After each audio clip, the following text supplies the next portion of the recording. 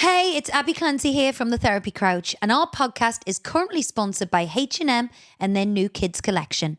If your kids outgrow clothes overnight like mine do, and they only wear what's popular right now, you'll love this range from H&M. It's stylish, comfy, and packed with autumn essentials.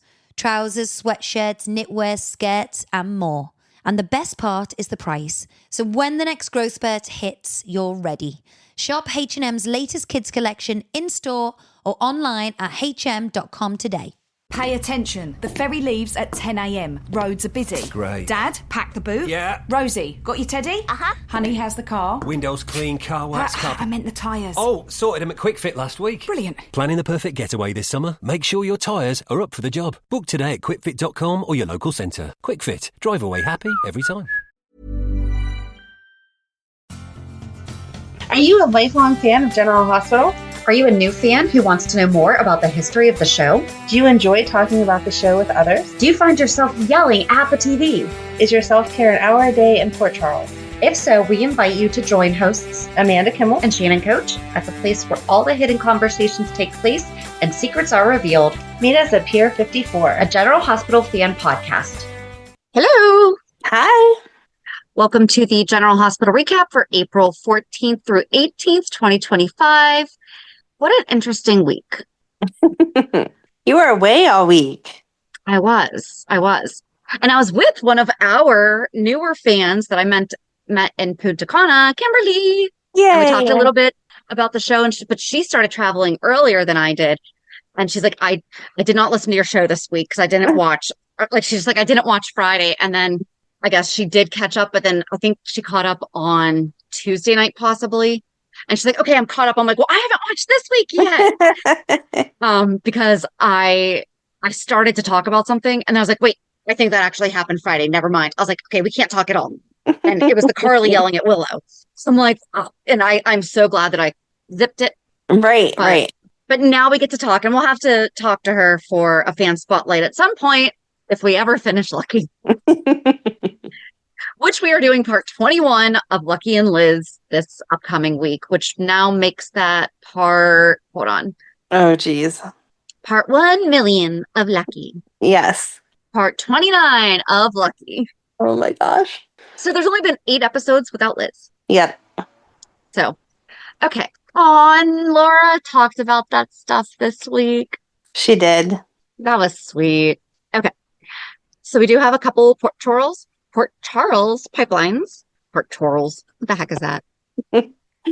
Just a quick note from Vinny again. Hey, ladies, thanks for your condolences on the podcast. Just wanted to share some pics, especially Shannon, since you're not always looking at Facebook. I commend you for that, by the way. Well, thank you. I went to an event with Laura Wright, Finola Hughes, and James Patrick Stewart. It was supposed to be Charles Measure, but it changed when he left GH in Stamford, Connecticut. It was a great event. Yeah, it was, I'm sure. But you have personalized cameos for your 10th anniversary from them? I do. Not from Laura Wright, but James Patrick Stewart talked to me about George Harrison and stopped himself. Anyway, I don't think I actually shared them. I shared them with you, but I don't think I shared them on the podcast. No, I think you just talked about them. I don't think you posted them. Yeah, maybe I'll have to do that. Anyway, he got to present Laura Wright with a Lifetime Achievement Championship belt. She was genuinely excited and surprised about it. And I think that's interesting that he did that in Connecticut since WWE is based out of Connecticut. Yep. So very nice. Now I want to know, okay, we're just going to have like a Vinny corner for the next however long, so that I'm going to assume that is why he did that, because they were at yes, he had other pictures on Facebook of him. I'm assuming it's like a museum or something that he went to that had WWE stuff. So yeah, because I remember when my Grammy passed away and we were driving up to Boston and we were going through Connecticut, I was like, oh, can we stop? Maybe we can get them to tweet out, rest in peace, Janet, because she was such a big fan, big wrestling fan. So the Grammy that I talk about all the time about General Hospital was also just as big of a wrestling fan. And she used to watch it with JD. Oh, that's cute. So, yeah. And he attached some pictures, and my God, does James Patrick Stewart look good. So does Finola. He's wearing like leather pants. I'm not surprised she can pull them off, but Right. And Laura looks great too. I liked that Laura was more like relaxed. Like, I'm chilling with my friends. She had her jeans on. Yep.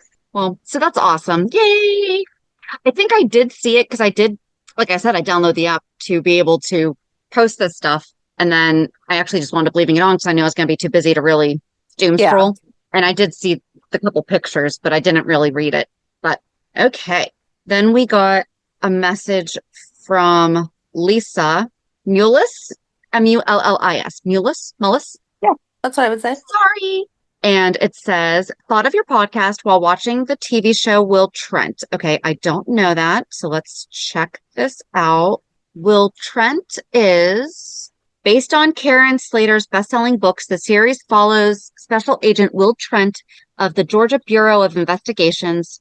As a child, he was abandoned and was forced to endure harsh coming of age in Atlanta's overwhelmed foster care system. Okay. And then it goes on to say, but so that's like the general quick synopsis. The first thing that caught my eye was the Hulu headline. Look at that. Look at that. For season 3, episode 14, a funeral fit for a Quartermain. On a previous episode, they showed the characters watching GH with their grandma. Aww. So I was excited and not disappointed that GH had their time on prime time. Looking forward to your podcast. Look forward to your podcast each week while listening at work. Lisa Mullis, Bristow, Indiana. Oh, sweet. That's so cool. Oh, now I just want to go watch that episode and have no idea what else I'm the rest watching. of it's about. Right. Aww. That is so sweet. I love when it pops up in like little ways. I can't remember if we ever talked about it, but like on Schitt's Creek, she locked herself in the closet and she said something about tell Sir Anthony Gary and blah, blah, blah. I mean, he's not even a sir, but right. You know, Moira always, and I was like, wait a second, did she just say what I think she did? She did. Or, oh, shoot. Somebody was talking about their dogs this week, or I watched it on something, and they had 2 dogs, and one was named Xena, and one was named Lucy, and I did not interrupt. And I totally forgot this thought because I was wondering if they named either one of them. I wondered if they named Lucy after Lucy Lawless, who played Xena, Warrior Princess. I'm assuming so, but you can never assume. Like, it could have also just been like a nice quinky dink. So I forgot who that was or what it was that just popped in my head. But I love, you know what? We'll have to do that sometime. I don't know how the heck we'll research that one. Where General Hospital has popped up in other pop culture. Yeah, that will be fun. You know what? Let's just ask everyone. Seriously, email us in.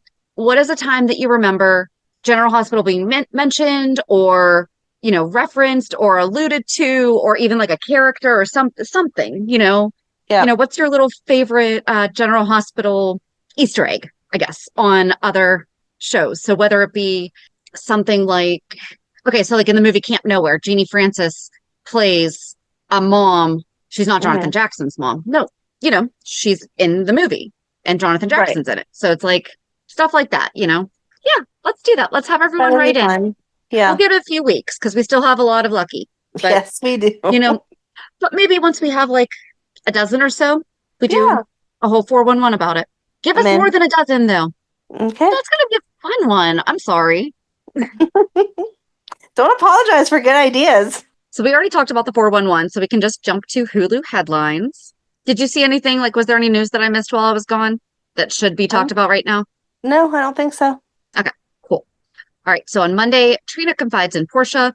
Willow makes a big decision that there is no way is legally possible. Right? Brennan reassures Carly. Laura's news rattles Sonny. Ava tries to soothe Rick's worries. On Tuesday, Elizabeth gets a warm homecoming. Alexis wrestles with her conscience. Trina seeks out Ava. Chase and Lois have a heart-to-heart. Brooklyn lays out her plan. On Wednesday, Lucy makes Lucky makes a commitment. Tracy is intrigued. Lucas walks in on a tense moment. Drew hatches a new scheme. Curtis is suspicious of Jordan. On Thursday, Sonny hosts Dante's birthday party. Brook Lynn and Chase plan their future. Felicia makes a request of Carly. Cody offers assistance to Molly. And Marco gives Alexis food for thought. And then on Friday, Sonny confides in Carly. Jason confronts Sasha. Questioned, but not confronted. Right. Yeah. am I the only one that thinks like a confrontation is like there's anger involved in it? Right. Or some very, I don't want to say necessarily negative, but No, he was just asking for like clarification on why this was different than last time. yes. And then Anna and Felicia catch up.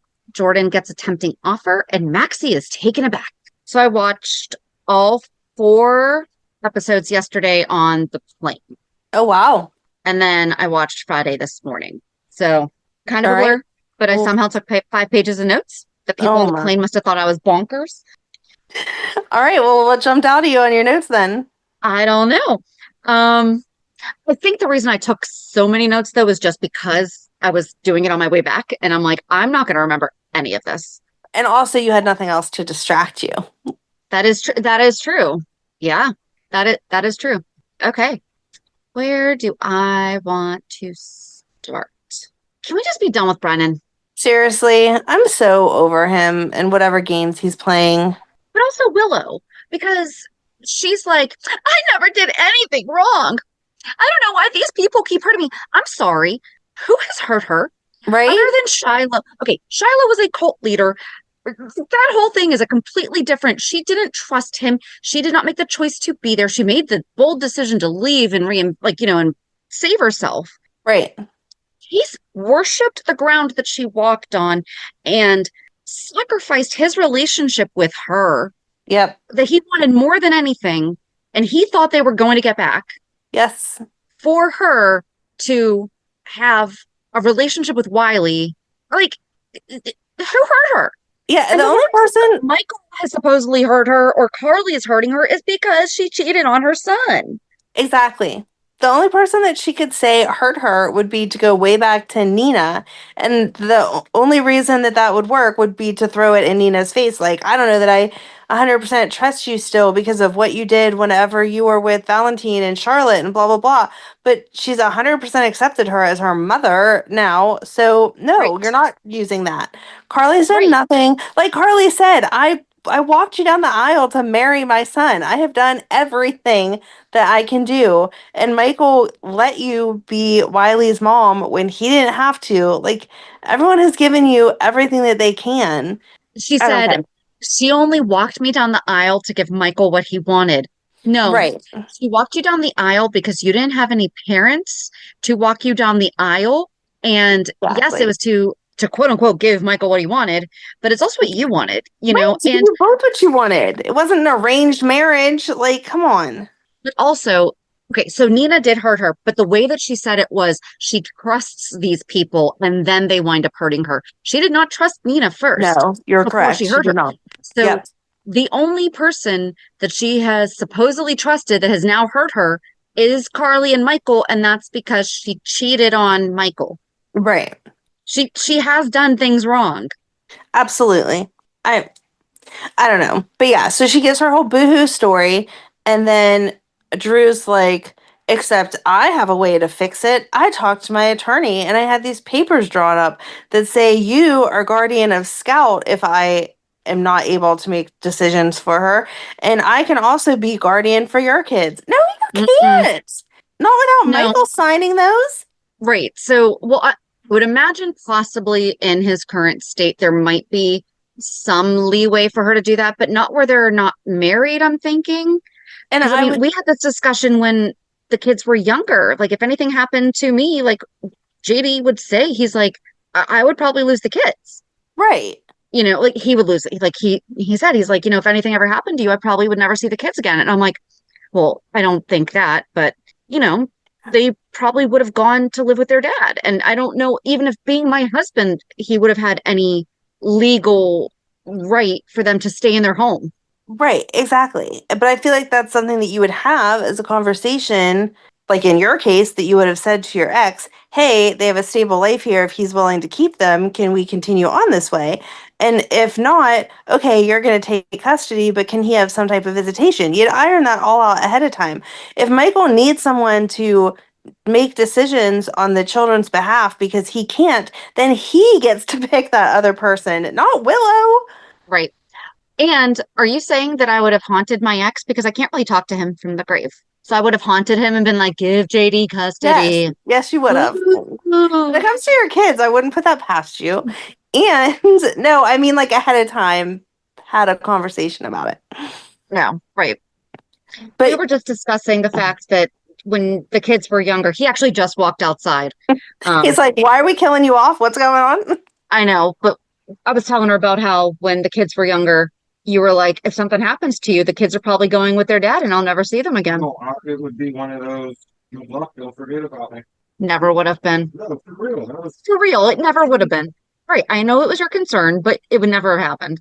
It's sweet that it was his concern. See, I have an insurance policy with that because if I died tomorrow and Madeline went to her dad's, Matt would still have visitation. And at that time, or like a relationship, obviously, with Madeline. And so at that time, he would be like, hey, Ryan, why don't you come over and watch this movie with us, blah, blah, blah.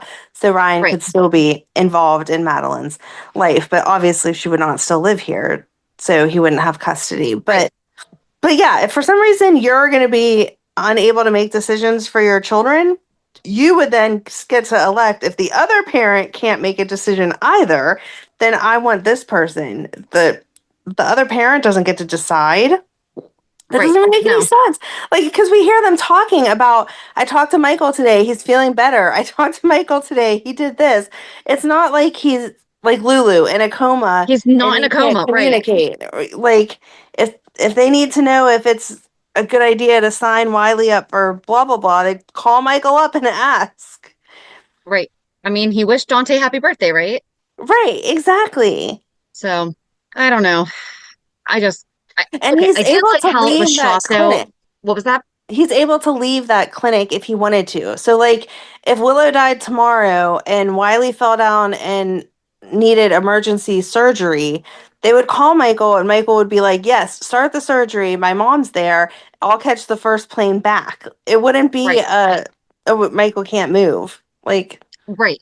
Or make that decision or understand what's going on. Like but Brennan told, I did like how it was shot where it was like Willow and Carly going back and forth saying the same thing about each other. Like I kind of did like that back and forth, but then she said that Willow only cares about herself and Willow was like, Carly only cares about herself. And Brennan said that Drew's arrogance will make him make a mistake and that will be what they need to like teach him. Yes. But what's going to be the mistake? You know, and then they just whine about their stupid celebration, how this was supposed to be such a great day. And, okay. Working in real estate, obviously, I understand that when people buy a house and when they move and all that, like it's a celebration. It's a day to be right. Exactly. It's not your wedding day. Like it's a day to be celebrated, but there's a whole lot of stress that comes with it too. And especially if you're moving 3 children into the house, figuring out all of that stuff and having Carly stop by and say, you know, this is crap that you're moving my grandchildren in with this man without saying anything to their father. You should have expected that. Like, there's consequences to your actions, girlfriend. You should know that. And you know what? So my note, I forgot. Willow was talking about how she had been treated so badly by other people and had never done anything wrong to Nina. That's who she was saying it to. Yes, she was. So for you to even, like, that was your first instinct was, well, Nina treated her badly. And like, that's the thing. Like, Nina didn't even say, yeah, I really was a jerk to you, huh? I got you fired and made you lose your career. And exactly. Oops. And you're nothing like Nell. Oh no, honey, you are now like Nell. Absolutely. They don't notarize anything though. Like these people do not notarize anything. No. They could even do it virtually though. Like we don't necessarily, I mean, first of all, Port Charles probably could have a notary. That'd be a fantastic new character. Let's make that somebody. Should be very busy if they actually followed the rules. Right? But I mean, now people can do online, so they could have at least, there's no reason to not be doing it legally correctly. No. And I just don't understand.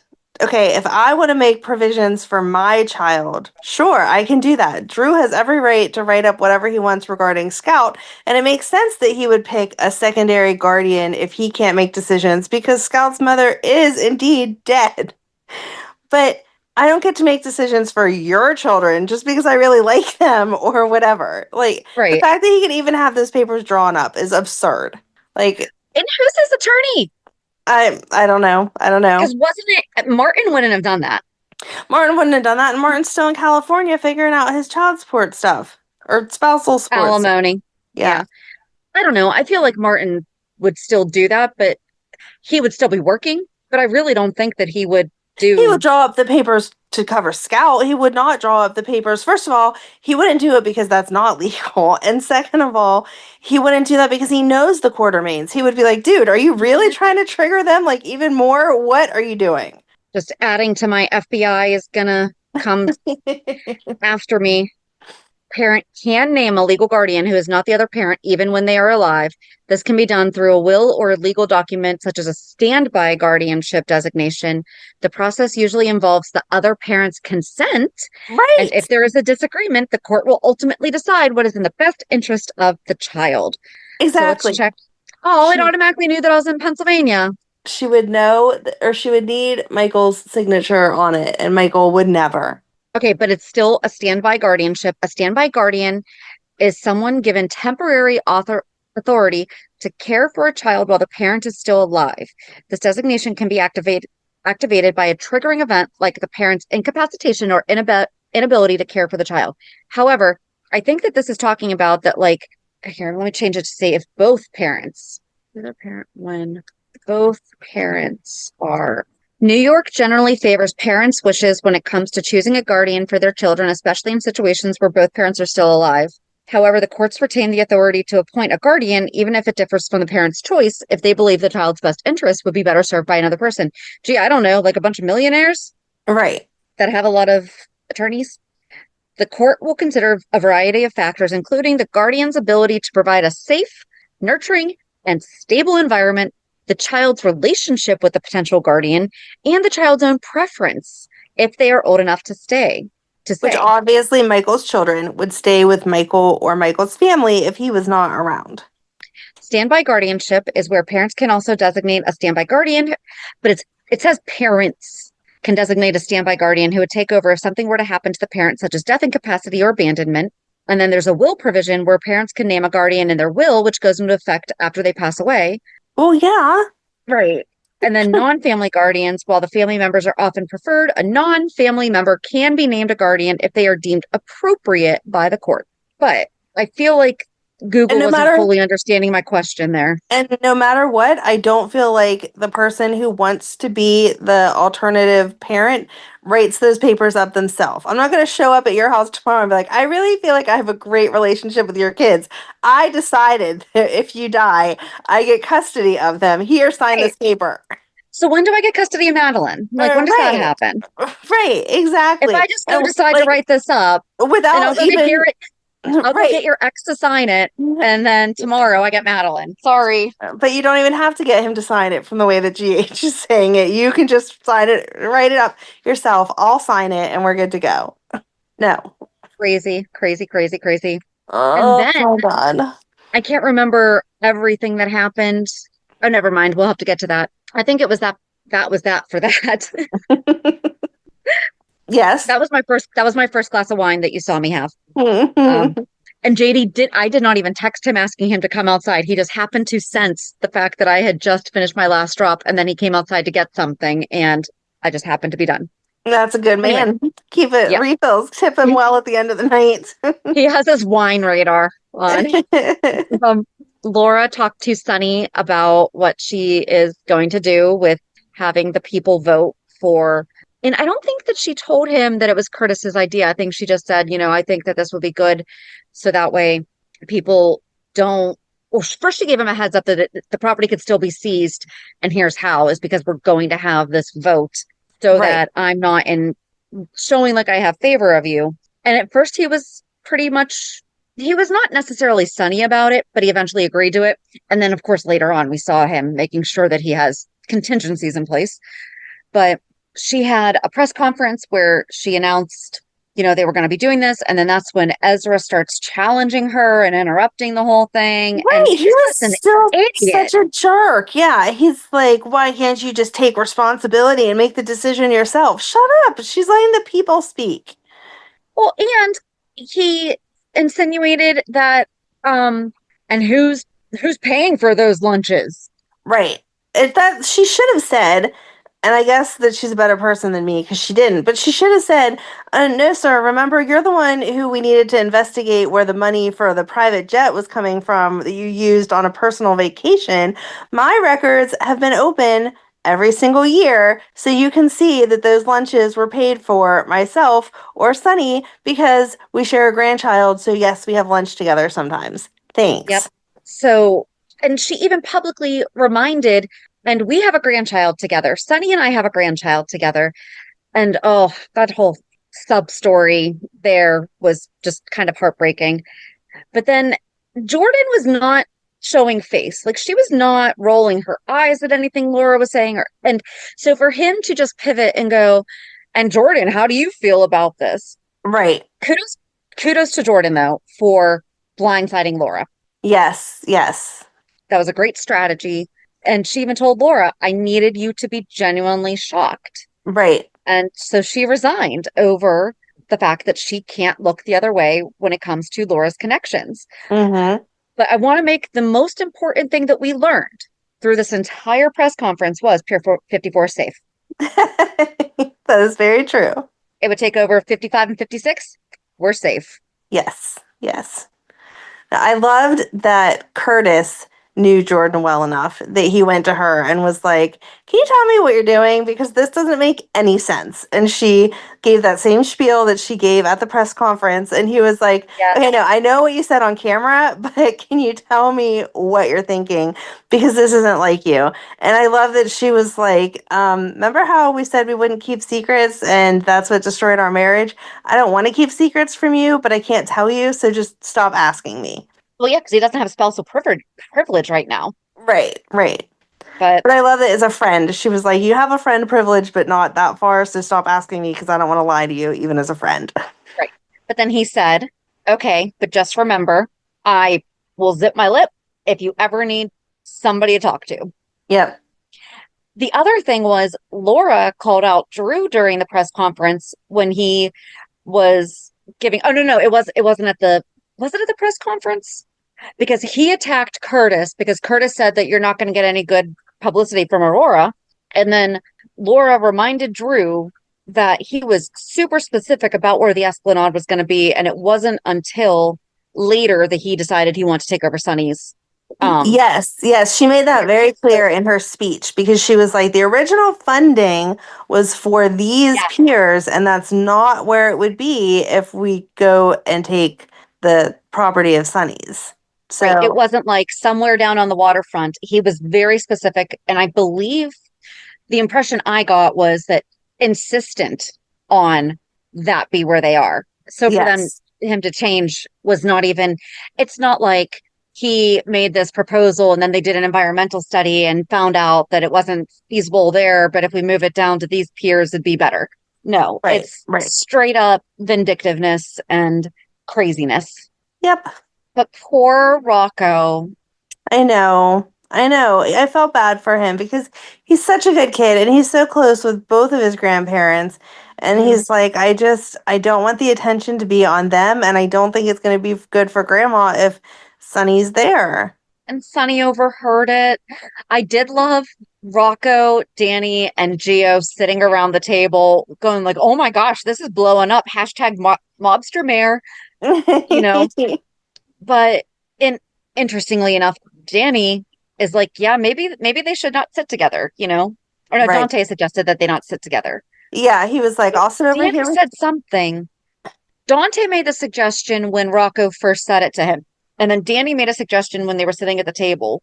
Maybe that's when when Rocco said, yeah, it would almost be better if he just wasn't there. Mm-hmm. And then that's when I think that was when Sonny walked out. Yeah. Yeah. But, Olivia was not having it. And she's like, I will be at your house making sure that you watch every minute of the recording. Yes. I thought it was weird, though, that they didn't tell her. So did I. Like, as soon as she started yelling. Dante for, almost 2 decades. Right. Yeah, I felt like that was weird. And Sonny's, well, she doesn't need to be involved in my, business stuff. And it's like, that's not really your business stuff. That's your family stuff of not wanting to cause more conflict for Laura. And she could have respected that. But it is business stuff because that's what he was talking about with Diane later in the week. Yeah. Carly. Carly. when he was saying he's going to have to fight back against Laura, or He'll look weak. he's going to lose credibility Right. with his rivals. And he and Laura need to talk about that. They need to have that open conversation. I agree. Ooh, I don't know if we're ready to go there yet. Hold on. Was that it for that? I think so. Yeah. When Alexis told Marco, we try not to have one client that wants to kill the other one. Yes. That was my favorite line. We try not to hire clients that want to kill the other. Maybe that was Diane. Was it Diane or Alexis? I think it was Alexis, because Marco was saying to her, I didn't withhold any information, and you of all people should understand not wanting to make a big deal about your family connection. If I am correct, you are part of Cassadine and you go by Davis. And you wouldn't want people judging you based on what the Cassadines have done, just like I don't want people judging me based on what my father's done.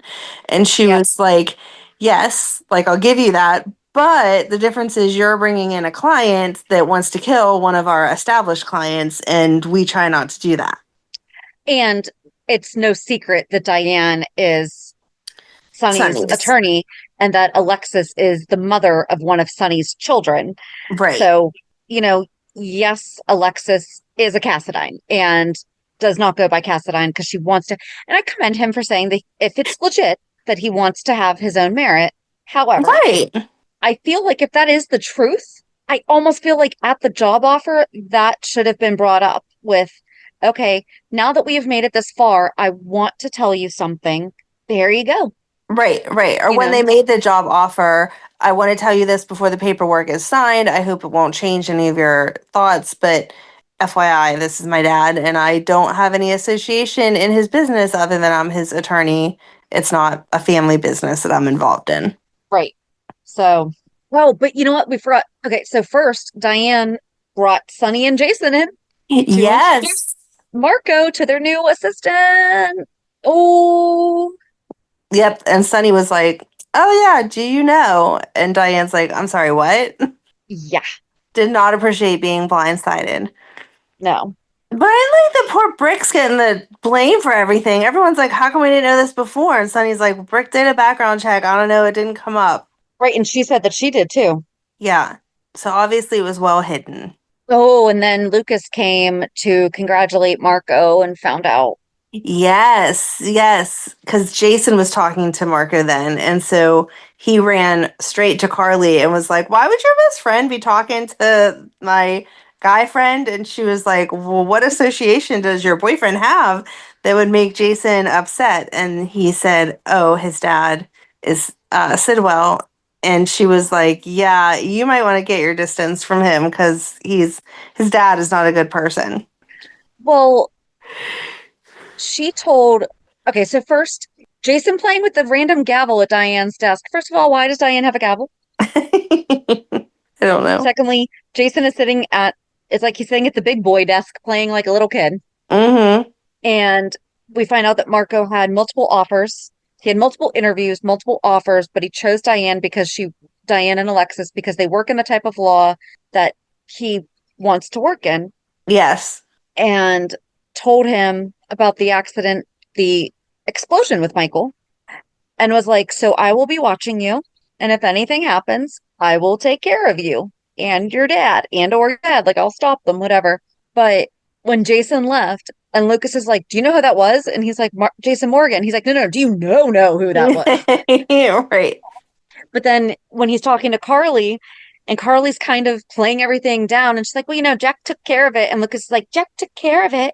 Like, I love that. There was a lot of like nice little. Yeah, their family relationships is adorable. Yes. And she was giving him subtle advice, but without giving advice. And he's like, oh, so, like what you want done for you? And she's like, I don't know. Right. Maybe take that hint. But sometimes the advice you need is not the advice that you want. And her, being held captive and almost killed by someone. Yeah, I was going to say, unfortunately for Carly, that's often the advice she's getting, because she tends to want to have conversations with dangerous people. Yeah. What else? Oh, Chase wasn't at Dante's birthday party, and Dante made a comment about he was lucky to have the family that he has because none of his friends even showed up to his party. But he didn't show up because he was talking with Brooklyn about their baby decisions and where they want to go from here. And they decided that they are both open to adoption and that they would both be willing to take an older child. It doesn't have to be a baby. They're not adopting Geo. No, they're not. That's where I was thinking, though. I'm like, no, we're not having them adopt an adult. No, not an adult. Geo's, yeah. He's not even like an older teenager. He is an adult. He's an adult. Yes. I feel like he's more of an adult than half the people in that house. Absolutely. But we found out we found out this week that his mom was a workaholic and worked right up until she had him. And she was actually on tour doing a show in LA. Yep. When he was born. And that's why he was born in LA. Was Brooklyn in the room for that? No, that was at Sonny's birthday party. Dante's, sorry. Yeah. Sonny's It was house. at Sonny's house. No, yeah. Yes, Sonny's house, Dante's birthday party. And so Lois was kind of like, we don't need to talk about that because she knew that Lulu knew. And then once he was like, yeah, my mom worked up till the last minute. And that's why I wasn't even born in Bensonhurst. I was born in California. And Lulu got that look like, wow. Yeah. Well, and also Lois was kind of stupid because she was just bragging to Lulu about how Sonny always took care of him and made sure that his music career went as far as it could and whatever, which is now going to make Lulu question, did Sonny know something right before he was go ask him. supposed to? Right. Like, okay, I know you couldn't have known he was Dante's because you didn't know that Dante was yours, but what relationship did they tell you this kid may have to you that you were supporting him to that extent? Did he know that he was Brooklyn's? Right. Yeah. Well, because Lois and Chase talked and he said that he was glad that she was back. And, and he said, well, he did resent her, but he can't hold on to it because it was Brooklyn's decision, and he wrestled a lot with not telling Dante, but ultimately it is Brooklyn's to tell. Right. And when Lois said, I just kept praying that the nuns put Geo in the right, for a moment, I was like, wait, did they actually give the baby to nuns, and did the nuns just happen to? I don't believe so. Absolutely not. For a minute, I thought that. And then when Leo was born in LA, I was like, oh, never mind. There goes the nun theory. Yeah. But yeah. I'm like just mad all the way around because I don't want Geo to find this out. He is content with the story of his birth parents that he thinks are his birth parents. His dad passed away in the war and his mom died, however she died. Was it cancer? She was sick. But they gave him the best loving home that they could, and they were perfect parents. And like he never says anything bad about them. Why are we going to destroy that to where he feels like he has to choose between them and Brooklyn? And there would be such a difference if he knew that he were adopted. Right. If he was like, and now that my parents are gone, wanted to find out who his parents, but even if he never wanted to find out who they were, and then inadvertently found out that he's Brooklyn's. Okay, you weren't looking, but that happened. But at least you knew you were adopted. It's like when Jack Nicholson found out that his sister was his mom. That had to mess with him a little bit. I'm sure it did. So much. That happened so much. Mm-hmm. I know really random things. That is a very random fact to know. But I've been watching Call the Midwife. I've not watched that. Oh, it's such a good show, and I used to watch it before. It has like a gazillion seasons. I used to watch it before, and then I kind of fell away from it. And then just this weekend, I was like, there's nothing new that I really want to watch. Let me go back and see if I still like this show. And it was that same scenario. The daughter got pregnant. She wasn't married, and the mom was still young enough that although it was an older age to have a baby, she could still pass that off. And so she pretended to be pregnant, and there you go. What happened on Desperate Housewives? Bree. Oh, with Danielle's baby. Yes. Okay. Mm-hmm. Sorry, I'm thinking like older. Like Bree was older, but she wasn't older. You know what I mean? But Yeah. right, she was at the, whoo, are you okay? Yeah. But she was still, yeah. Yes. So, Yeah. yeah, I just thought, I mean, we've been saying it for weeks. I just don't like how this is going to play out and how it's all going to come out. And Gio's going to be hurt. Dante's going to be hurt. Olivia's going to be hurt. Olivia's going to go Olivia on them. Yes. But Brook Lynn is going to be producing Gio for the nurses' ball. It's going to come out during that. Yeah.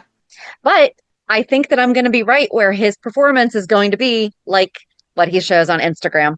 Oh, that would be awesome.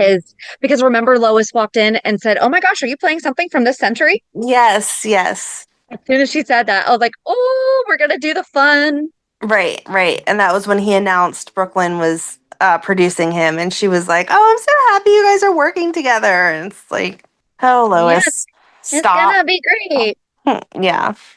So my question is she going to confide in Ned before it comes out? I'm thinking that it'll be one of those situations where they're like backstage, maybe Ned is supposed to perform with him or something, and she confides in Ned, and then there's a microphone on or something, and it gets blasted everywhere. No hot mic moments. Come on. We've done that. I know we've done that, but Just throwing a llama and Lucy naked, and we got the whole stereotype, the whole trope. Yeah. With some oil of Olay and oikos. Right? Pay attention. The ferry leaves at 10 a.m. Roads are busy. Great. Dad, pack the boot. Suitcases, Tetris style. Yeah. Rosie, got your teddy?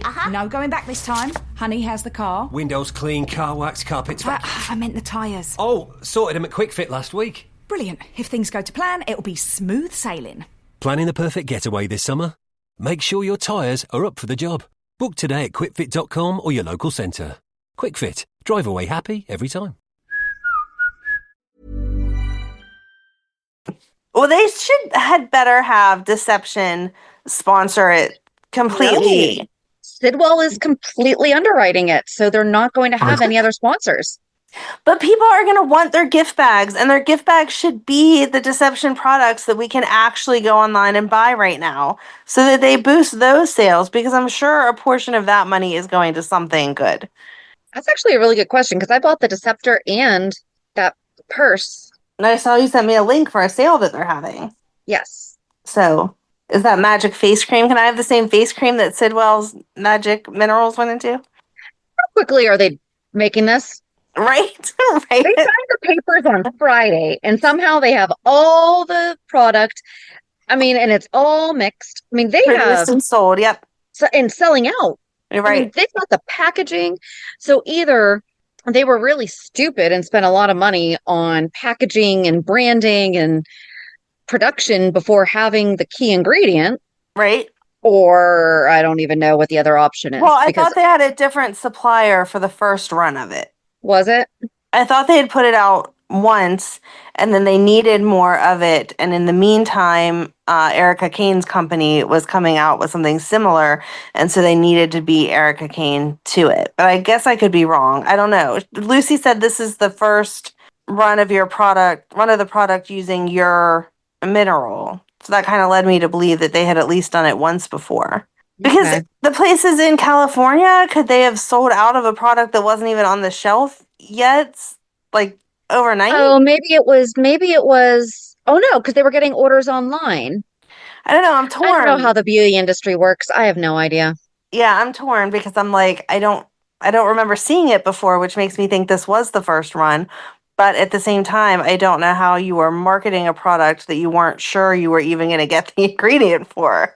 That's what I'm saying. But they spent all this money on packaging and everything. So it's like they put so much into the production of it, Right. but they didn't Yeah. have it yet. Or was Lucy just being Lucy and was like, you know what? We'll get it. Maybe there's another ingredient that they could have substituted that wouldn't have worked quite as well. There was like back burner plans if they couldn't get it. I don't know. Maybe. I'll give her the benefit of the doubt, but Oh, but she is not giving Natalia the benefit of the doubt. Oh. no. Oh. She has to question. I know she wants to continue working with Sidwell because he has the magic ingredient, but she has to question Sidwell also on the fact that he just happened to be like, Oh, I thought you would have already heard. My ex-wife, blah, blah, blah. No, you didn't make this known either when we were all standing in a room together and she was excusing herself from being any part of anything or telling you there was extra loop or extra hoops you had to jump through before we could get this signed. You never mentioned, oh, you're being difficult because you're my ex-wife, or oh, you're acting like it was the blah blah blah deal because you're my ex-wife. Why are you saying it now? Right. Mm. Oh, and Sonny told Carly. Yes. Yes. I love that she was like, well, who knew? And he said, oh, I kept it like a close knit circle. And she was like, well, who? And then he starts listing off like 25 people.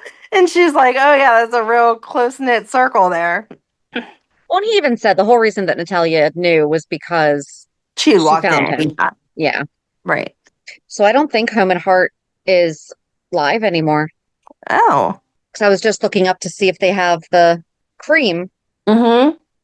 And it has a picture of, it just shows a picture of that woman holding the scepter. And it just says, thanks for visiting.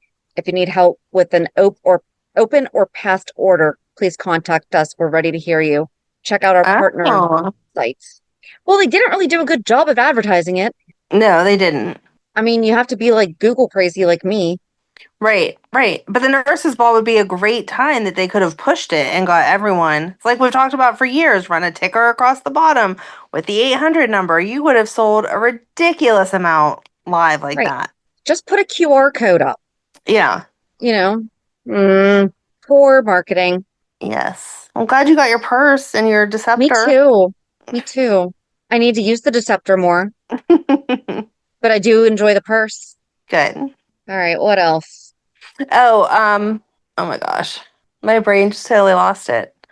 Oh, Trina talking to Kai, and he's all about the surgery again, and she's like, I will stand by you no matter what, but I don't like the fact that my mom told you this is probably not the best idea. There has not been as many success cases as you would like, and you're still just pushing forward when just because it's Kane that's like, oh yeah, you should get this done. There's only been 2 successes and 3 paralyzed. Yeah. I don't like those odds. Right. And he just wants to believe that he's definitely going to get it done and be back on the field next season. It's not even like I could see if he had actually been working at that sports pediatric, whatever initiative, volunteering there more, and at least formed some kind of a surface level relationship with Drew. And Drew said, hey, I happened to hear about this and I looked into it. I don't know all the details, but like, even if Drew had tried to be sneaky and say, so what is his end game? What is his... I think it's just the more people, the more powerful people he can have on his side, the better. And as much as he was like, oh, I'm just a college student. Like, why would you want me? That's a whole voting population. They're over 18 and they look to their sports heroes for lots of answers, especially if they haven't formed. So he's looking at Kai's surgery as a PR? Right, because Kai's if it all works out, Kai's gonna come out playing again. He was like star quarterback or whatever. You correct me all the time that I say the wrong thing, but star of the football team, whatever. No. If you, according to General Hospital, it's always QB1. There you go. Okay, so he's the star of the team. Of course, when people are like, oh my gosh, we didn't think after last season you'd be able to play, he's going to be like, Drew Kane sought out this surgery for me and paid for it. Thanks to him, I'm back on. We have, a winning team in this section. And so all of those athletes and wannabe athletes are going to remember that name when they go into the polls. Yeah, something tells me that's not going to work out so well for Drew. Probably not. But still, he could have waited like even 2 weeks.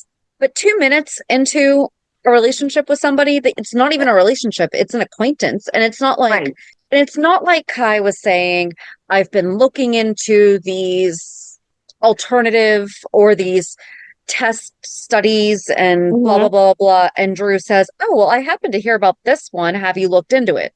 It was just straight up out of the blue. Drew goes to Kai and is like, go under the knife. I'll pay for it. Right. And Trina talks to Portia, and Portia, I felt, did a really good job of balancing between being there for her daughter, but also abiding by HIPAA. Mm-hmm.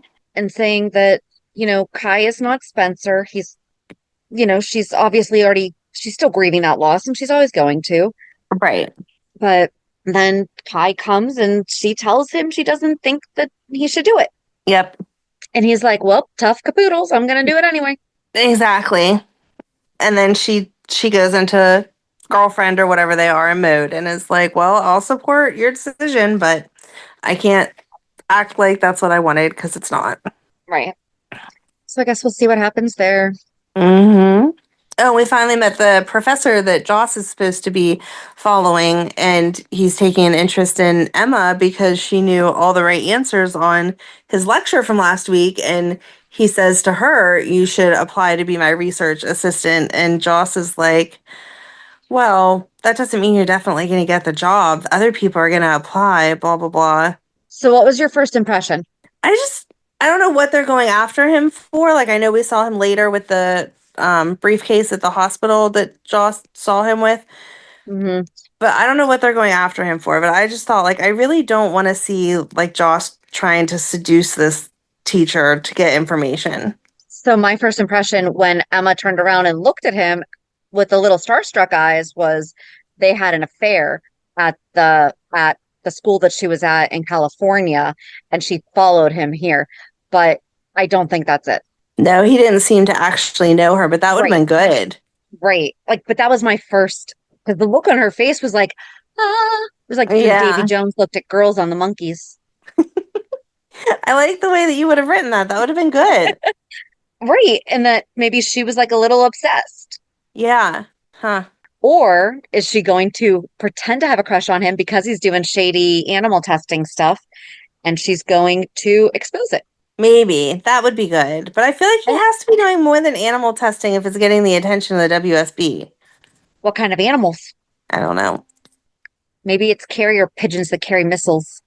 Maybe it was a carrier pigeon that blew up Sonny's penthouse. Maybe. Okay. The carrier pigeons are making a comeback. All right.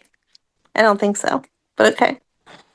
Yeah, I don't know. And I like how it seemed like Joss and Emma were getting along for a minute, and then I know. Now they have them back arguing because then we see them in the hospital and Emma's covered in paint because part of her restitution is that she has to volunteer at the hospital, or she has to volunteer and she's doing it at the hospital. And so she's covered in paint, and Joss is like, oh, I'm surprised you have time to volunteer, blah, blah, blah. And then she mentions, well, actually, it's because I had other charges. And Joss is like, oh, that surprises me. And I don't think that Joss was even being a jerk. I think it was just like, it would be like if you said to me, oh, yeah, I have to be careful because I have charges. I would be like, wait, what? You did what? Right. You don't strike me as that kind of person. I need the backstory. Like, just for general, we're kind of sort of friends in their case. Like, what happened? And instead, Emma gets all mad and is like, well, I didn't have a millionaire daddy to bail me out, blah, blah, blah. I'm like, why are you being so nasty? She didn't say it like that. I thought the same exact thing because I was like, did I miss something? And I feel like, did I miss something was the theme for this week. Suddenly we saw Joss getting her ankle looked at for no reason. There was something else. There was something to do with, Dante's birthday, because Sonny said something about, oh, you were all upset earlier. And I'm like, when was Dante upset? When were we, right? I thought that I was missing something. I was like, did I skip an episode?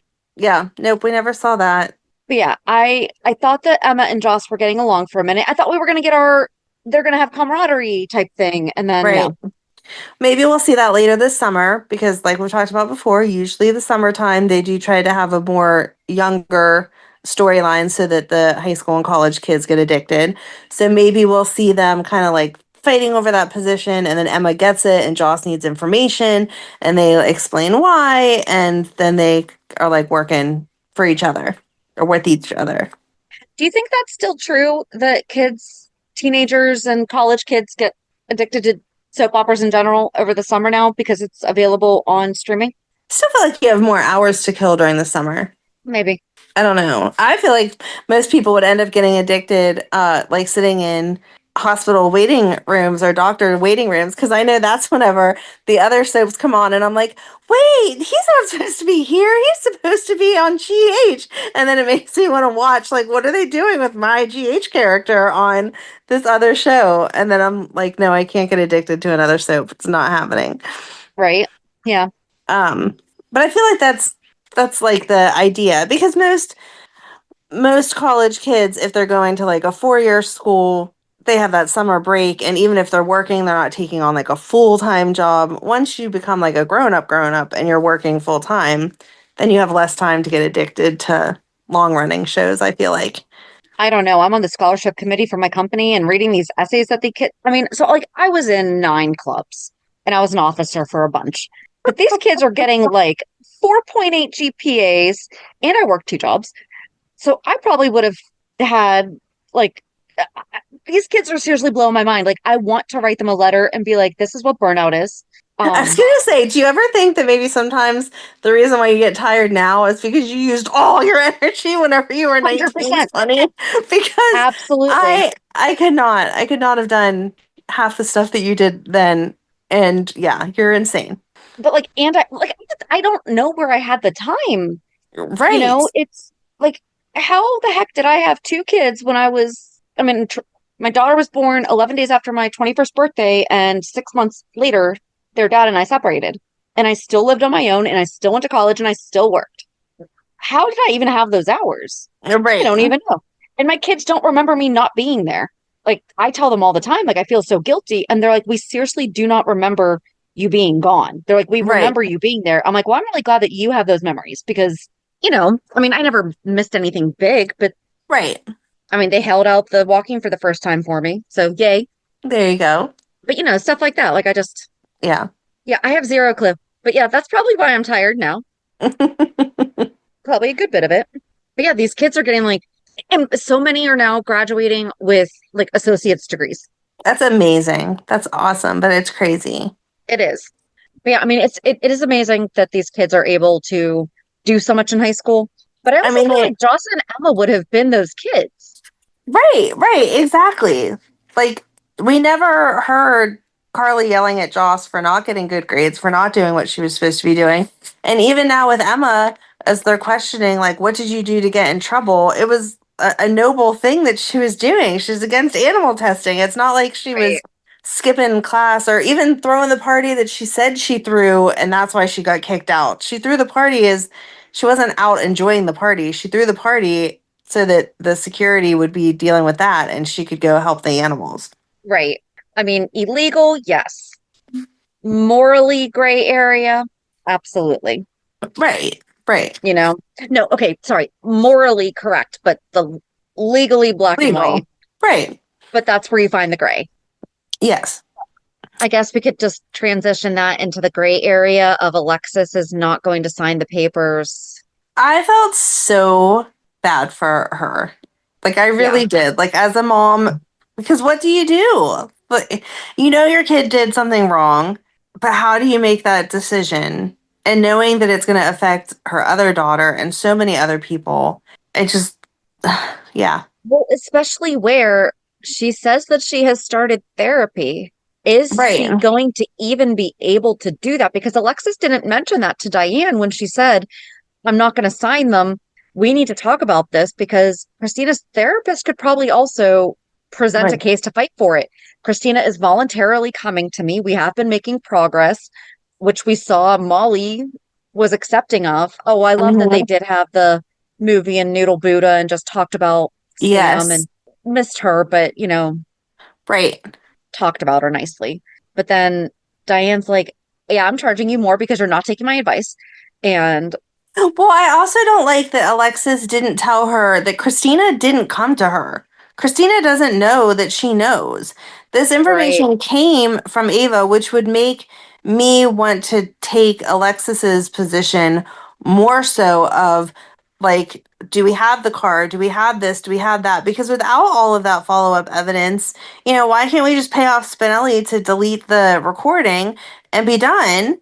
And then they would have no information. Now, we talked about it last week, and you were right. Ava paid somebody to tow the car somewhere else.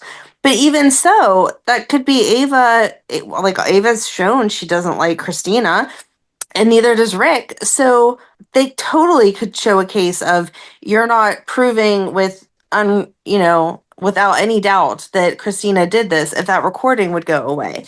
And so I feel like if Diane knew that, I'm not saying she would tell Spinelli to delete it, but I think that there would be more of a conversation of, wait, Christina didn't come to you. We could push this under the rug because Ava doesn't have concrete evidence all the way around that's going to get a conviction. I don't understand what they're doing with Rick with this topic, because he straight up told Ava, you think you did a thing like giving her 24 hours? You think you put pressure on her? No, you gave her 24 hours to save Christina, and she is going to do it. He's like, for as much as I tried to take her down, you do not underestimate her. Right. And then he said that he wants his cut, but was that before he talked with Molly? And Molly was, I think it was. I do think it was. So never mind. Because when Molly came and said, oh, I brought you coffee and it was Christina's idea. And he's like, oh, so I don't really want this. You can have it. But then she's like, Christina's owned up to everything. She didn't even try to make excuses, this. And he's just sitting there like, oh, well, crap. I'm not going to make you hate your sister, because he. Right. Because she said, I've missed her. And it's like, I finally at least got one of my sisters back, blah, blah, blah. Right. And he was like, okay, I can't take your sister away from you. Yeah. So, I mean, and then Alexis went to Ava and she will have all of her money back by July. Right. And Ava says that price has gone up. Right. Well, because Ava hasn't talked to Rick since Rick talked to Molly either. So that's another piece of the puzzle that needs to be dealt with, because I just don't know how Alexis isn't going to now be like, forget it. I'm changing the wire. It's not coming to you, because I can't just give you all the Cassadine money. It's not mine to begin with. And people are going to look at it and wonder where did it all go? Yep. Yep. Like, even with her being executor, I assume that there's a check and balance somewhere. I would assume. So it's going to be really interesting to see whose side Rick winds up on. Yeah. I think that ultimately he is going to choose Molly, whatever is in Molly's best interest. And I think now that he sees Molly is thankful for Christina being back. Right. I didn't think about Spinelli. Yeah, why don't they just have Spinelli erase that footage? I guess I'm sure he can hack that. I guess Ava does have a recording of it, but I feel like Spinelli could hack into her phone and erase it. It'd take a little bit more time, but we haven't found anything that Spinelli can't erase. So, yep. Anything else in your 5 pages of notes? That's what I'm looking at. Oh, Molly needed her tire changed. Oh, yes. So is her whole thing being rescued due to car malfunctions? I guess so. Because that's how she hooked up with Brando. Yep. Save a horse, ride a cowboy. I don't know that Brando would qualify as a cowboy. Only Cody. Cody is, though. Cody is, but I'm just saying she can't really say, oh, my motto is. Right. I did think it was cute, though, that she's like, why do you need my briefcase? I completely understood that. It wasn't just, okay, leave your purse and grab your card and your ID and your cash. It was, I literally cannot leave legal documents sitting in a car on the side of the street. Yes, exactly. So that was cute. That was cute. I like them pairing up. Although I still have the same issue as before. Like, TJ, we're not saying anything. Nope. Jordan's resigning from her position on TV and he's not calling and saying, Mom, what the heck? Right. Nope. I'm pretty sure he probably has a Google alert on her name. Right, exactly. But nope, we just don't hear from him. He's just where? Because we never gave him anywhere to be. Yep. And Stella has not talked about him. Right. Oh, I didn't this has nothing to do with any of that, but it just hit me because I remember being mad about it. When Brook Lynn and Chase were talking about how they were going to get a baby, she was like, I don't want to do IUI with a sperm donor because of all the issues that Christina and Molly had. Molly with her first surrogate and then Christina losing the baby, blah, blah, blah. And I'm like, that's not how that would work. Again, why are you guys mixing things up? IUI would be when they put the sperm that you buy into you and it would mix with your egg and make a baby. So you would be the person who would miscarry or not miscarry. you'd only have that conflict with yourself. They didn't say a surrogate mother. That is true. She did not say surrogate and sperm donor. She said sperm donor, like her carrying the baby. No, I figured like those really are the only two options: adoption or sperm donor. If she wants to use her own egg, why would they use someone else's egg? Like I just don't understand. Maybe she's thinking, if Chase can't be biologically, I don't want to be biologically either. I don't think that Chase would go for that though. But I'm just saying, like, maybe that's something that maybe that's what she was thinking, was. Maybe, but she needed to use all those extra words then because that's not what she said. And I don't think if she would have said that Chase would have agreed. He would have been like, I want a little girl that looks just like you, and we'll pick a donor that looks as close to me as possible. Yeah. And go from there. I did love that she brought up Emily, though. Yes, that was sweet. And he was like, I didn't even know that. And she was like, yeah, because she was part of the family. She was 12. Yeah, I did like that. The thing was, when this is back to Drew, though, when he and Ezra were talking after the press conference, he's like, if you do everything that I say, you will be mayor, and then you will continue to do everything that I say. Right. Ew. And I don't know how Ezra, who has been in politics longer than Drew, isn't like, no, sir, you're not going to tell me how I'm going to run this or how I'm going to work this. I was questioning Laura before because I feel like we've always kind of heard her and this Ezra guy have beef with each other. It just never came up like it has recently. I don't know if he ever even had a name, but it was always obviously like... Right, there was somebody out there. Not everybody gets along with everybody else. It's, she has her counterparts that don't agree with everything and blah, blah, blah, blah. And now he is just the face of the counterparts. Right. So, yeah, I don't think he needs Drew Kane, who this is his first time in anything political, and he only got there because McConkey decided that he should, with an idea that he stole from Jordan, should get to tell him how he's going to go about becoming mayor. And how is she still not taking credit for the esplanade? I don't know. It makes me very angry. Mm-hmm. I think the only thing we have left, let me skim. Liz came home. Oh, yeah, I don't know how I forgot that. And then Amy was more than excited to be her nurse. I know that Amy's Amy, but I feel like it was extra Amy this week. It was. Do you think it's because it's Liz? I'm guessing so. I mean, I feel like that's how they were trying to project it because she just kept saying, like, no one will forgive me if I don't take the best care of our head nurse, blah, blah, blah. But even for Amy, that was extreme. And I think that she's going to be helping every single day for 8 hours. Right. And I think that she knows Liz well enough from working with her that she could have read Liz's face that was like, no, I don't need you 8 hours. Like, stop in here and there. And even if Lucky wasn't going to stay with her 8 hours at a time, Lucky's obviously going to be there a lot. I mean, I'm glad they're making him, essentially, it sounds like move in, but he would have been there constantly anyway. Right.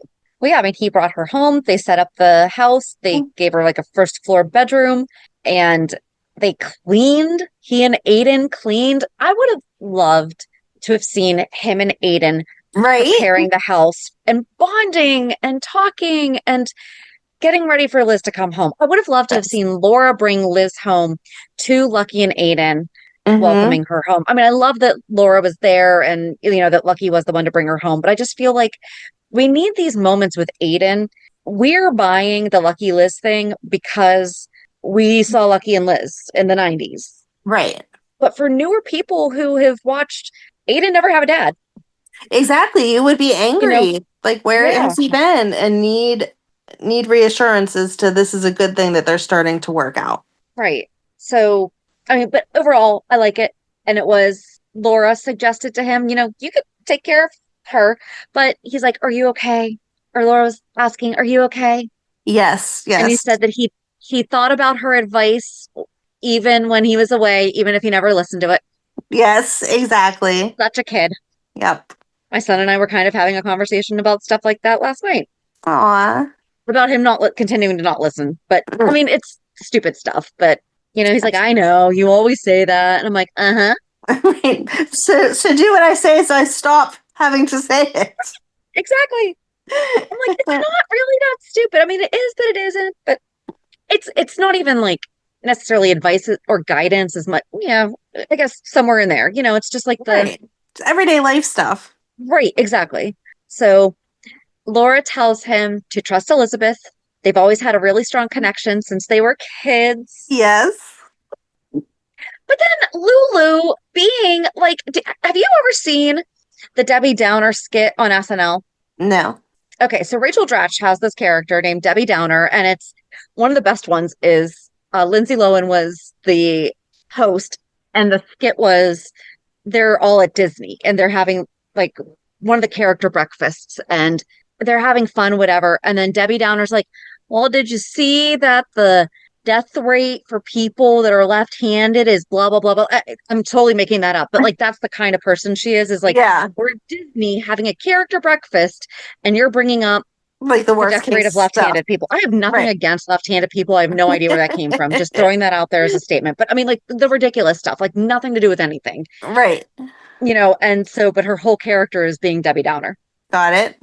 But when Lucky was supposed to be cleaning out the fridge and Lulu comes in and is like, how's it going? And he's like, I have no idea what I'm doing. He's holding a piece of paper and she goes, with the fridge or with Liz? Right. For no reason. Right. And who is she to talk? Like her life is all over the place. And she keeps saying that. I was surprised that she was even at Dante's birthday party, honestly. She was because of Rocco.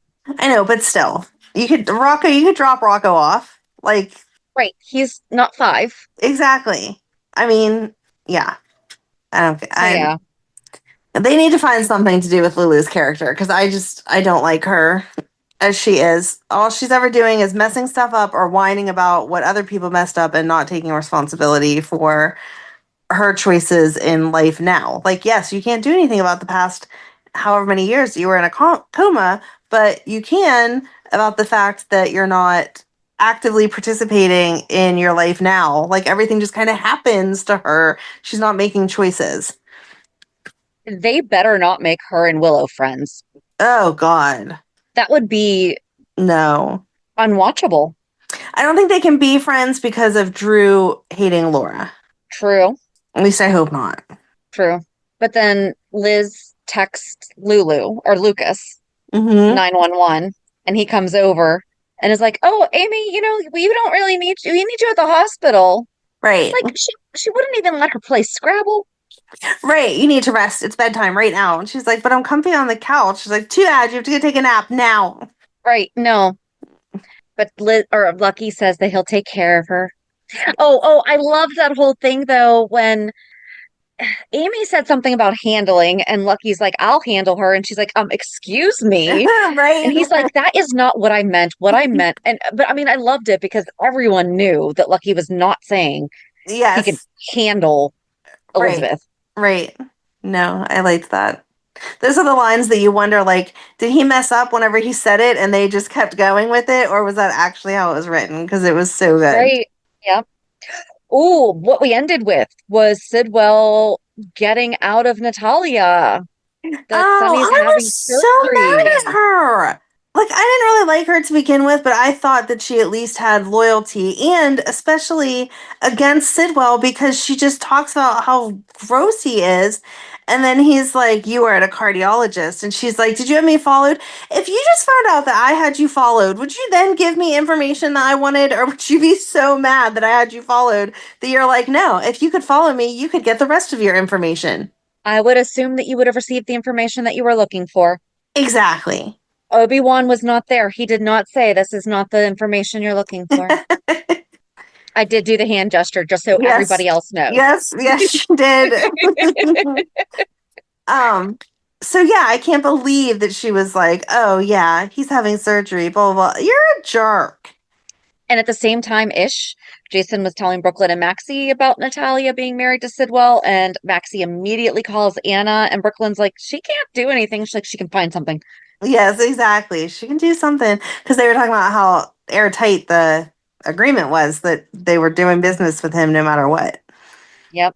And Felicia kind of told Anna that she does give Jason special treatment. Yeah. She was like, you would not look the other way if he did something bad and let him off the hook, but you do give him special treatment.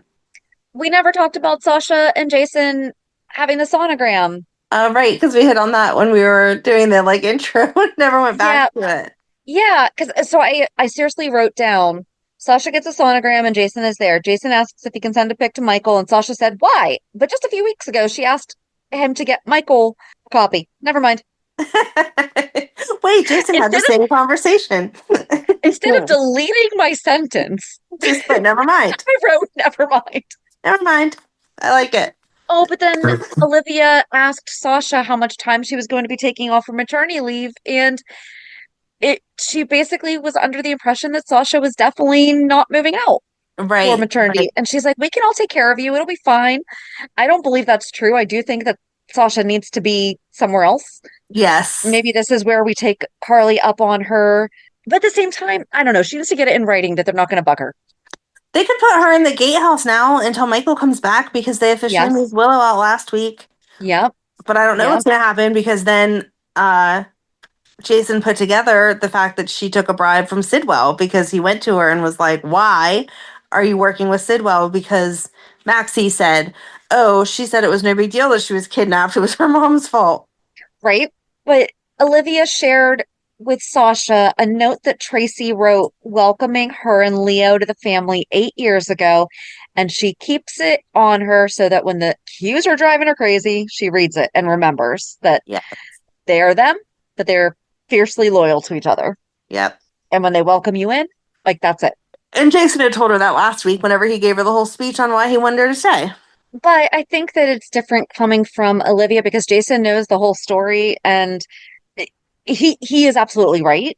I don't think he said anything to try to persuade her or manipulate her or anything like that. It's like he doesn't get a benefit from it. But Olivia's saying it is purely, no, honey, I understand where you're coming from. I was the outsider. I definitely felt like I didn't belong, but you're one of us, Right. So, yeah. Okay, I think that might have been it. Oh, wait, no. Oh, no. Thank God for your notes. Sidwell wrote a job description for Jordan. Yes. He's not a good evil mastermind. If you have a job description. Here's your job description. Great money, decent benefits, sign on the dotted line. Take over the world. She's like, I'll have to have my attorney review this. And he can't pay her enough to renew her friendship with Drew. Right. So what does he want with Drew then? Where is this going? But I'm liking all these little suspense, right? Yeah, the spider web. Okay, now I think that's it. Reality check. So what was your reality check? My week was kind of crappy. My mom was back in the hospital because she has some blood clots in her legs that they are resolving with medication. But I've said before, she's older. Not that we ever want, no matter what age they are, we ever want our parents in the hospital. But it just is stressful. But she's home now, so we're going to do Easter at her house tomorrow. Because we're recording on Saturday, obviously. And everyone will be there for that. So. Well, good. But besides that, nothing else. Getting ready for cheer tryouts. That's what's going on at our house. Yay. Madeline. How exciting. Right. Madeline reminded me today, I need a new shirt and new shorts because you can't wear anything branded with our school district because they are with our midget team because they need to judge everyone just based off of that day's performance. And then she needs a new this and she needs a new that. And I'm like, okay, so it's going to cost me money and you haven't even made the team yet. All right. Sounds great. Kind of crazy. Yeah. But I guess that's the life of a cheerleader. I wouldn't know because I did not do sporty stuff. In fact, she made my best friend from high school die of laughter the other day because she asked me what sports I played in high school. And my friend was like, ha, ha, ha, your mom didn't even do gym class. Like, what are you talking about? So it was cute. But that was my week. How about you? More jet setting around the world. No, I saw your pictures on Facebook of the view from your room. I would not blame you if you just sat there and did nothing all week. It was gorgeous. It was amazing. So the group that I went to Punta Cana with, we had it's called the Insiders Retreat, and there was only 15 of us. Nice. And it's invitation only, and it's a week of more like intimate brainstorming and roundtabling, but then also just like connecting as women. And I know this sounds like so like cliche, like all the terms now, but I mean, we're not claiming to go into space or anything and changing the world that way. But we went to Texas. There you go. So, but it's nice to be able to get together with people, and all of us are in different industries. There was another agent that is from Florida, but she also does a whole bunch of stuff, and just really getting together and talking about, we did this really interesting exercise where she had us write down the 3 things that we know we're all stars at. And most of us sat there and were very difficult. And the first thing I wrote was planning. And then I'm sitting there for like a minute or so. I was like, okay, advocacy. And then I could not think of a third one. And so I just wrote loyalty. She collected all of them and read them out loud, and we had to guess who was who. And as soon as she said advocacy, everyone's like, Shannon. But then we all had to say, okay, well, what else are they good at? Oh, nice. And so it was really cool to hear from other people. And like some I had just met for the first time, period, end of sentence. Like I'd never been on a Zoom with them, never done anything with them before. So it was really cool. And then there's other people that I've known for years, and it's like I have a deeper relationship with them. Right. So it was a really cool experience. And we did go out. We went down to in downtown Austin on Wednesday night, and we did like an indoor mini golf thing. And then we went to a concert of this group. They're called the Spasmatics, and they mostly do like 80 songs, but I guess they're also like a franchise. So there's multiple groups of them in different cities. Right. Okay. So they were really cool. And so we did that. Yeah. The room I stayed in was kind of insane. Yeah. It was a French chateau on Lake Travis. JD is just staring creepily over my shoulder. We're just trying to do reality check. Let us go. This is my reality. Right. Here we go. This is the most. We just need the kids here and Cookie. Cookie has not come outside and meowed yet. But what? Okay, I don't trust him.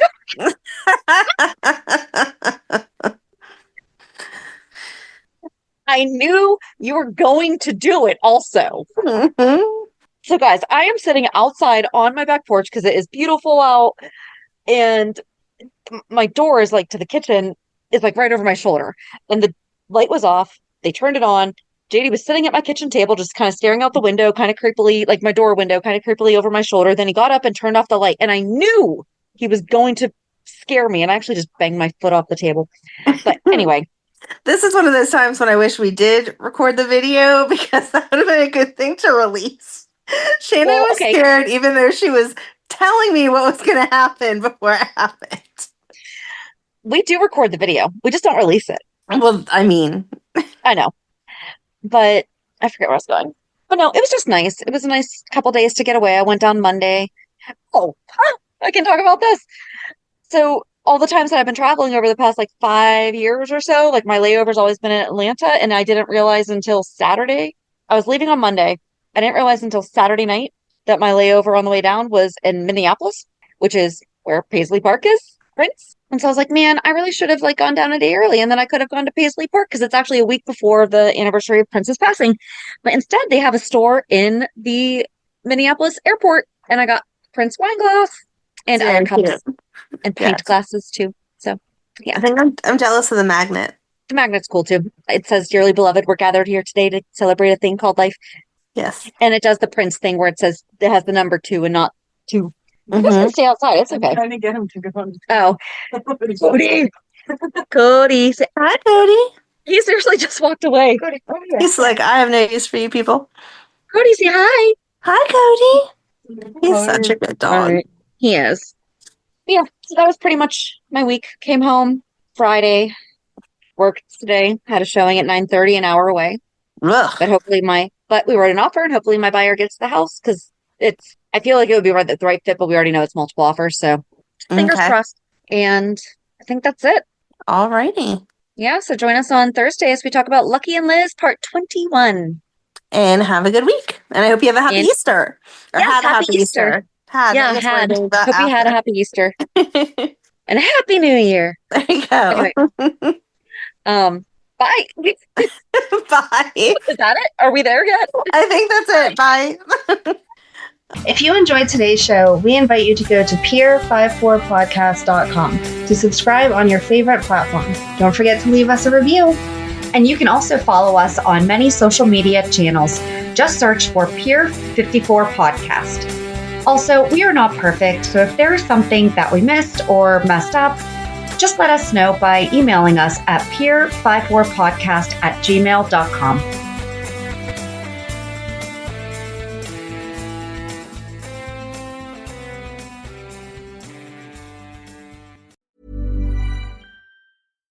Pay attention. The ferry leaves at 10 a.m. Roads are busy. Great. Dad, pack the boot. Suitcases, Tetris style. Yeah. Rosie, got your teddy? Uh-huh. No going back this time. Honey, how's the car? Windows clean, car wax, carpets. I meant the tyres. Oh, sorted them at Quick Fit last week. Brilliant. If things go to plan, it'll be smooth sailing. Planning the perfect getaway this summer? Make sure your tyres are up for the job. Book today at quickfit.com or your local centre. Quick Fit. Drive away happy every time. It's tax season, and at LifeLock, we know you're tired of numbers. But here's a big one you need to hear. Billions. That's the amount of money in refunds the IRS has flagged for possible identity fraud. Now here's another big number. 100 million. That's how many data points LifeLock monitors every second. If your identity is stolen, we'll fix it guaranteed. One last big number. Save up to 40% your first year. Visit LifeLock.com/podcast for the threats you can't control. Terms apply.